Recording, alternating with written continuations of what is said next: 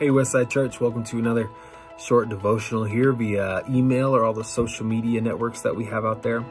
We're jumping into what a lot of people consider to be more of one of the simple miracles that Jesus performs in his time here on earth. It takes place in Matthew chapter 17 and verse 24.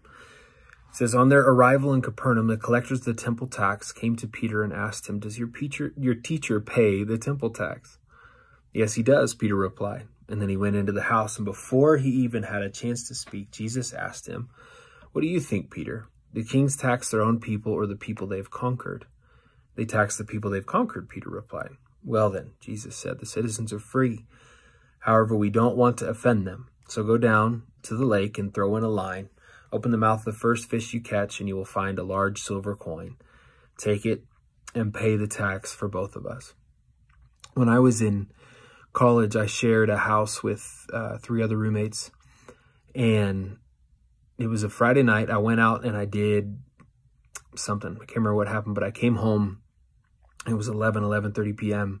And the house was just, it was shaking. It was a huge party that was happening at my house. And I remember walking up to the door, just thinking, oh, it's whatever. I'm just going to go up and I'm going to go to bed. And I remember being about to go upstairs to the bedrooms, and somebody stopped me and said, "Excuse me, you can't just go up there. That's where the bedrooms are for the people that are renting out this house." And I was like, "Excuse me, I am one of the renters of this house. I can do whatever the heck I want." And I think for some reason this person had been put in charge of keeping the upstairs safe or whatever the case is. And it kind of ensued this little argument, and it was so ridiculous and weird, and I'm glad I'm not in college anymore. But I was reminded of that story with this story of Jesus, who is making the decision to pay a tax for a temple, which, if you believe that Jesus is God with skin on, a temple that he himself is Lord over of. He is the God that people go to the temple to worship.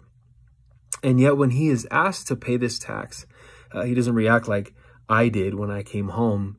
Instead, he asks a question of his disciples, and he makes them wonder aloud, what should we do here in this situation? Should we pay the tax? Should we not? Who does this belong to? Jesus, in effect, waives his rights as God.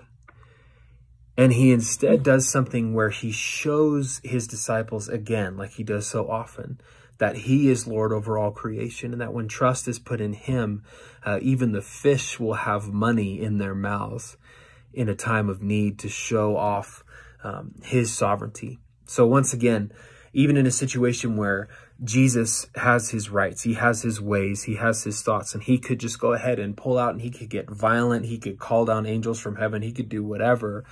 He takes time to be humble and to contribute to a cause that he deems worthy in this situation. So I wonder for us, maybe sometimes where we should have the opportunity to take advantage of not always just fighting purely for our rights. And we understand that fighting for the rights of others is actually incredibly worth it. But so often maybe we can make the decision to make the same decision that Jesus did, and that is to waive our rights and instead contribute to a cause that is greater than simply our own, even though, there's no greater example than Jesus in his own temple. Even though we might deserve something, instead there's a greater impact that can be made immediately around us, and I believe that many times God is calling us to that thing.